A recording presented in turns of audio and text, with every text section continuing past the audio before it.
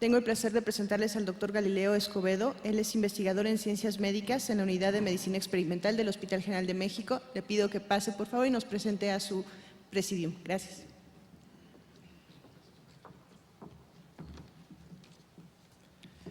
Gracias, muy buena tarde a todas y todos. Es un honor una vez más estar en este auditorio con todos ustedes para compartir el área de investigación en la que hemos venido trabajando ya desde hace 3 años de una manera multidisciplinaria e involucra distintas áreas, tanto de la Universidad Nacional, el Instituto Politécnico Nacional, desde luego el Hospital General de México. Entonces estábamos pensando en un tema muy apropiado para presentar en esta ocasión y por eso decidimos invitar a los ponentes que ahora tenemos con nosotros. Se los voy a presentar uno a uno conforme vayan ingresando. El tema en el que vamos a tratar en esta tarde es un tema de frontera, es un tema que causa todavía mucha polémica, pero que hay cada vez más evidencia de que la inflamación de bajo grado juega un papel fundamental en el desarrollo de enfermedades metabólicas y cardiovasculares. Y la idea de este simposio es ir desde la parte de lo que se hace a nivel de investigación en ciencia básica y cómo se aterriza a nivel clínico. Entonces, en primera instancia van a estar compuestas por 3 presentaciones y después una mesa de debate, dependiendo del tiempo que tengamos de disponibilidad. Como primer ponente voy a presentarles al doctor Luis Ignacio Terrazas Valdés. Él es profesor titular de la UNAM y es actualmente el coordinador de la Unidad de Biomedicina de la Facultad de Estudios Superiores Iztacala de la misma universidad. Él nos va a hablar un tema, les digo, de frontera, que es el papel dual del macrófago en enfermedades crónicas no transmisibles.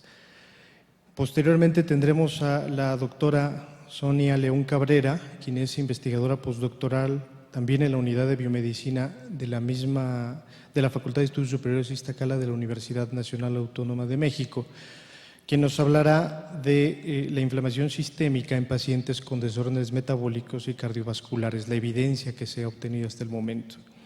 Y para cerrar tenemos al doctor Antonio González Chávez, bien conocido de todos ustedes, quien es uno de los organizadores de este magno evento, así como jefe del Servicio de Medicina Interna del Hospital General de México.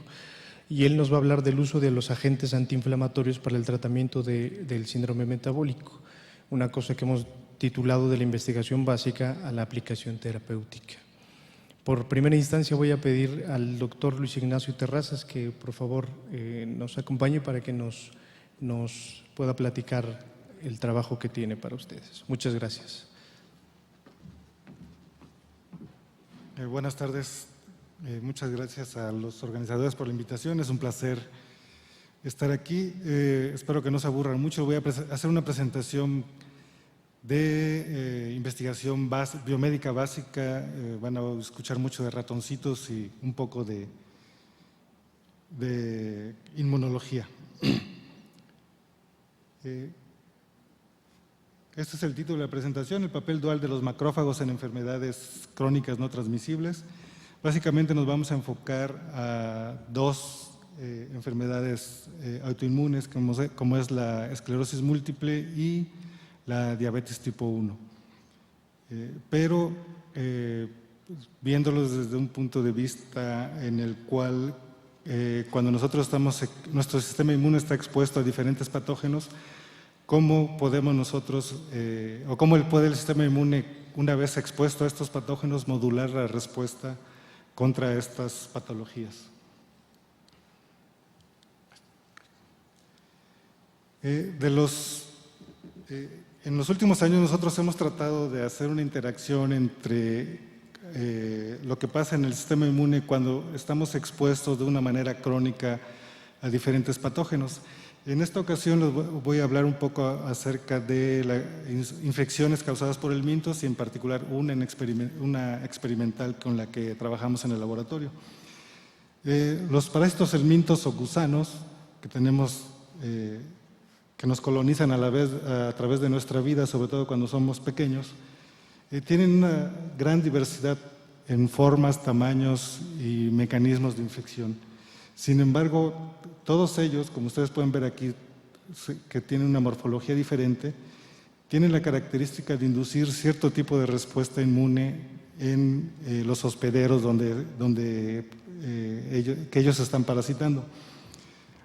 La principal y la clásica es una inducción crónica de una respuesta tipo Th2, donde nosotros vamos a tener un incremento en este tipo de citocinas como interleucina 4, 13 y 5, y eso ha sido lo clásico que se ha encontrado siempre, se ha reportado. Sin embargo, en los últimos años se han encontrado que estos parásitos promueven la generación de unas células que se conocen como T reguladoras, que como su nombre lo indica, tratan de regular la respuesta inmunológica. Y en particular yo les voy a hablar de dos poblaciones de células que se caracterizan por presentar antígenos y que son conocidas como macrófagos. En este caso, casi en todas las infecciones por el minto se han reportado este tipo de macrófagos que se llaman ahora macrófagos alternativamente activados y que tienen una característica diferente a la que habíamos aprendido en los años anteriores acerca de los macrófagos. Y otro poco que voy a tratar de hablar, si me da tiempo, es cómo estos helmintos pueden modular también la activación de células dendríticas. El modelo con el que nosotros trabajamos es un modelo de cisticercosis experimental en el cual aprovechamos que el parásito tiene la capacidad de reproducirse de una manera sexual, es decir, que no necesita la presencia del hospedero definitivo, que generalmente son perros o cánidos en general, donde se alberga la solitaria, que cuando ésta madura y secreta huevecillos son ingeridos por los roedores, los cuales desarrollan la cisticercosis, que son estos pequeños parásitos que vemos aquí. Y la ventaja de estos parásitos es que, si alcanzan a ver aquí, hay unas pequeñas bolitas que son gemas, que son a través de las cuales este parásito puede reproducirse asexualmente, de tal forma que si nosotros inyectamos intraperitonealmente a este ratoncito con 10 o 20 parásitos, al cabo de 6 a 8 semanas podemos encontrar cientos de ellos, que todo esto blanco, esta masa blanca que se ve aquí, son parásitos que han colonizado al hospedero. Esto no tiene algunas ventajas en el laboratorio. ¿Por qué? Porque primero tenemos una infección crónica, que es la que generan los helmintos. El parásito se reproduce de manera rápida, lo podemos mantener en el laboratorio sin mucho costo. Es un parásito macroscópico y además lo que permite que se pueda contar fácil, y además es inocuo para el humano. En esta infección nosotros hemos trabajado los últimos años analizando la respuesta inmune de Taenia crassiceps, la cual induce una respuesta de tipo Th2 con altos niveles de IgG1 y IgE, mientras se genera una supresión de la respuesta tipo Th1 generada por IgG2A, pero lo que a nosotros nos llamó la atención desde hace varios años fue que los animales que están infectados con este parásito tienen una respuesta inmunológica muy pobre, sobre todo antígenos específicos, y que eso inhibe o hace que haya una respuesta proliferativa de los linfocitos muy baja. Entonces nos enfocamos a conocer por qué se daba esta inhibición y nos enfocamos rápidamente, para no contarles mucho, en estas células que son los macrófagos. Nosotros encontramos que cuando inyectábamos los parásitos, y aquí sería cómo estos van creciendo esta línea punteada, al inicio de la infección se reclutan una serie de macrófagos, que aquí, espero que aquí puedan ver, relativamente pequeños, con un núcleo que ocupa casi todo el citoplasma, que sin embargo, conforme la infección avanza, estos macrófagos se transforman en estas células que son mucho más grandes y que se conocen como macrófagos. Ahora sabemos que son macrófagos alternativamente activados. Pueden ver claramente cómo el citoplasma es mucho mayor incluso hay algunos binucleados, dado el tamaño de estos macrófagos. Estos macrófagos no solo cambian en su morfología, sino cambian también en algunos genes que ellos expresan, que hemos caracterizado y que son todos estos que les pongo aquí, clásicamente arginasa 1, YM1, el receptor de manosa, el receptor de IL4 y unas moléculas muy importantes de las que les voy a hablar ahorita que se conocen como PDL1 y PDL2. Esto lo hemos analizado a través de biología molecular, buscando los RNA mensajeros para estas moléculas, que aquí ustedes pueden ver que los macrófagos que vienen de animales no infectados no expresan ninguno de estos marcadores. Sin embargo, cuando están infectados con 4 u 8 semanas, vemos una gran expresión de estas moléculas.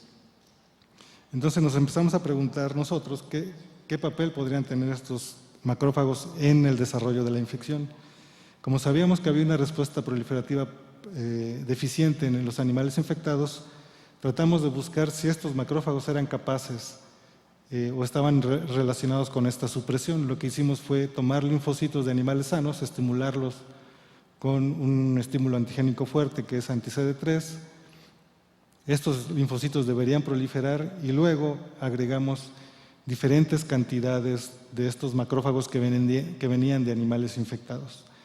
Entonces, aquí les presento rápidamente, esto es cómo se dividen las células, entre más alto esté la gráfica, que dice que se dividieron bien. Los círculos blancos nos dicen que cuando nosotros cocultivamos estos linfocitos con macrófagos sanos, vemos que tienen una respuesta adecuada.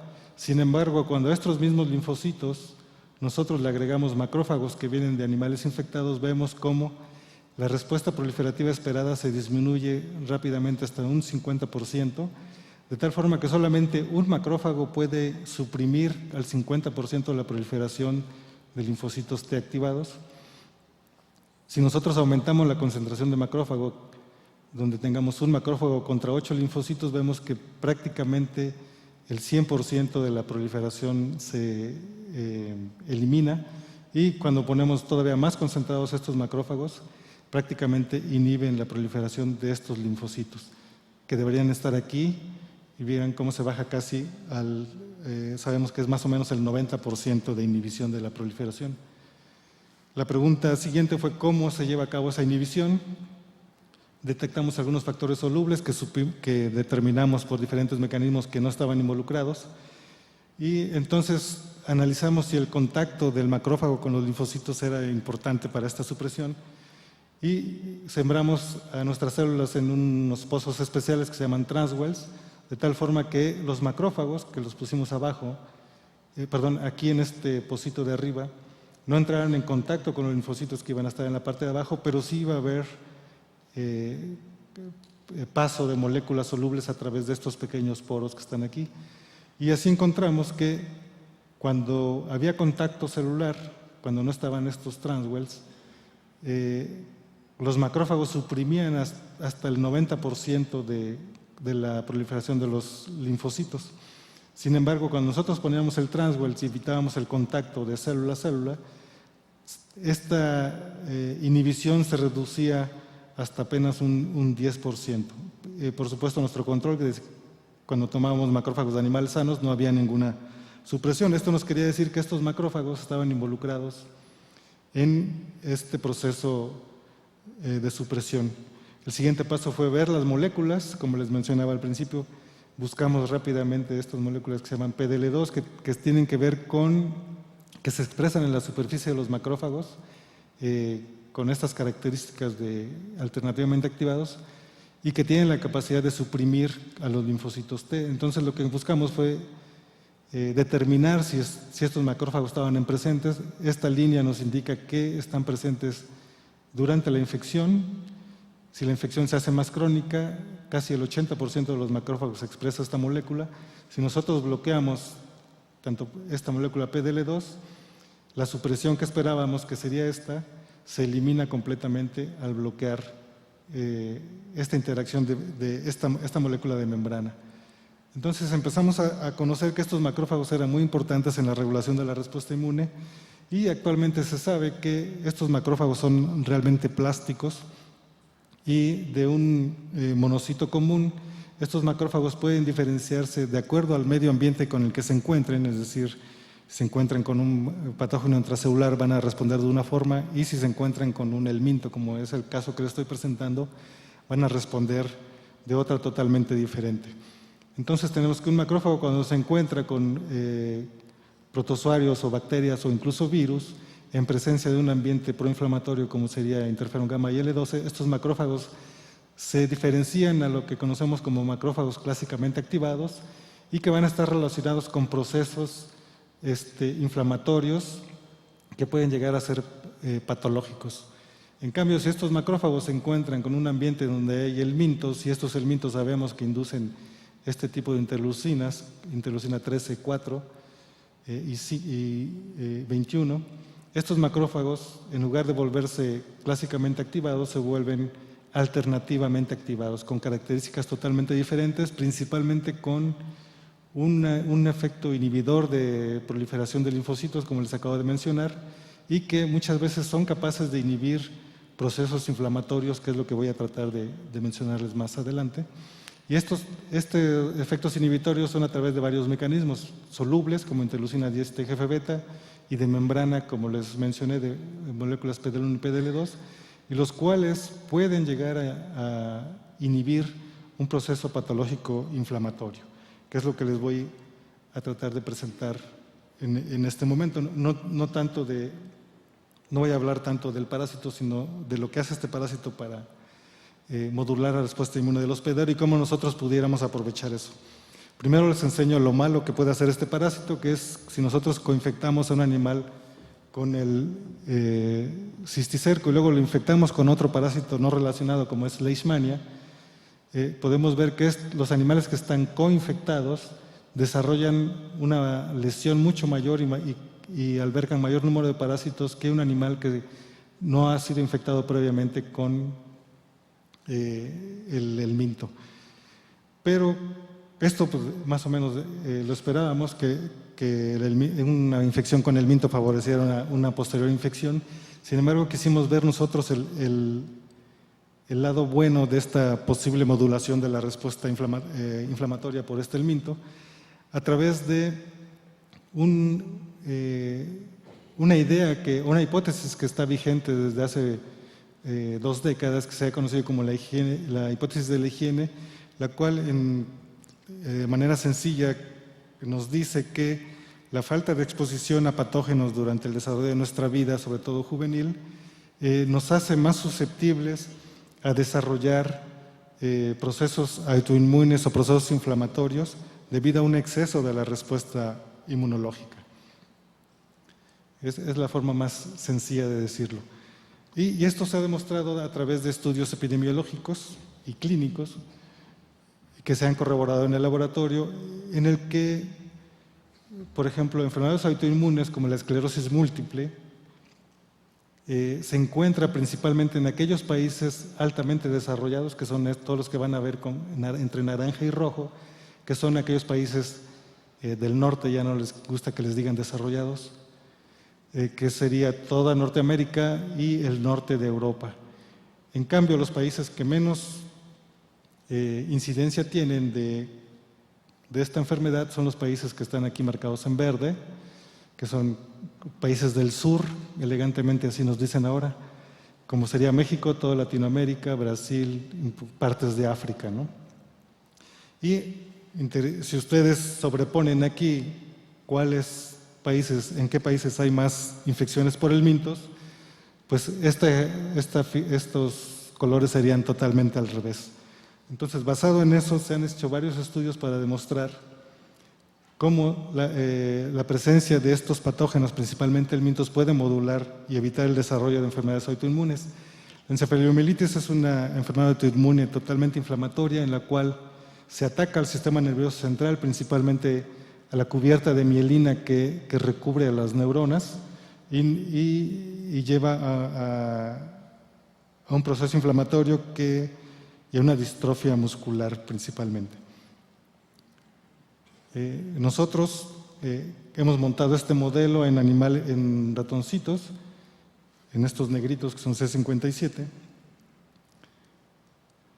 en los cuales primero lo que hacemos es inducir la infección con un número grande de parásitos de 40 para que aparezcan estos marcadores que están aquí en blanco, que son los marcadores de macrófagos alternativamente activados, y una respuesta principalmente de tipo Th2 y no exista altos niveles de interferón gamma.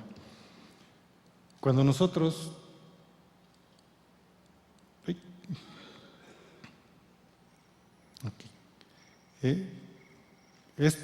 otra vez estos macrófagos tienen expresión de PDL2, que son nuestros macrófagos supresores. Entonces, el modelo consiste en infectar a los animales con el parásito, desarrollar el modelo de autoinmunidad a través de un péptido de la mielina inyectada con factores inflamatorios y analizamos cómo se comporta el ratoncito. Analizamos algunos signos clínicos. ¿Cuáles son estos signos clínicos? El animal deja de mover la cola primero, luego una patita trasera, luego las dos patas traseras y en algunos casos llegan hasta morir, que eso es lo que pasa en el humano, la falta de movimiento muscular. Y entonces este es un score clínico en el cual encontramos que los animales que no han sido infectados desarrollan esta gravedad de la enfermedad y poco a poco la van resolviendo. Sin embargo, sabemos que esta enfermedad tiene si la siguiéramos, tendría otro pico aquí de síntomas clínicos. Sin embargo, aquí lo importante es que los animales que habían sido infectados con este parásito y que tienen estos macrófagos en su sistema inmune, no desarrollan estos signos de inflamación o de daño en el ratoncito, de tal forma que aparentemente se mantienen más o menos sanos. De hecho, 50% de los animales no desarrollan ningún signo de la enfermedad y aquellos que lo desarrollan realmente es mínimo. Analizando la inflamación que se da en el sistema nervioso central, en este caso es la espina dorsal. Este es un corte de un animal que tiene la enfermedad que se conoce que sería la esclerosis múltiple. Vean cómo tiene un proceso inflamatorio muy claro en algunos lugares de la médula espinal. Este es un acercamiento a esto mismo. Ustedes pueden ver ahí todos los linfocitos, las células que no deberían estar ahí. Y cuando el animal tiene al parásito incluido, esta inflamación no se genera. Por eso el animal presenta mucho menos síntomas que el animal que no está infectado. Checando cuál es el mecanismo que lleva a esta inhibición de la enfermedad, es que nosotros vemos otra vez que las células del sistema inmune del animal que está infectado no responden, es decir, no proliferan y no generan inflamación a esta molécula. Este mecanismo no es mediado por las células T regulatorias. Ustedes ven aquí el FOXP3, que es un marcador de estas células, no hay incremento en ellas, pero sí, otra vez este es un experimento parecido al que les presenté, los macrófagos vuelven a inhibir la respuesta proliferativa de estos animales. Otro caso de enfermedad autoinmune, que es el que les quiero mostrar rápidamente, es la diabetes tipo 1. Otra vez, lo que está en amarillo es los países que tienen mayor incidencia de diabetes tipo 1 y los que están en rojo es los que tenemos mayor incidencia de infecciones por helmintos. En estos países en rojo es donde existe la menor incidencia de enfermedades autoinmunes con la diabetes tipo 1. Aquí sabemos que la diabetes tipo 1 es una respuesta autoinmune para eliminar las células productoras de insulina, que serían las beta pancreáticas. Y aquí lo que nosotros hicimos fue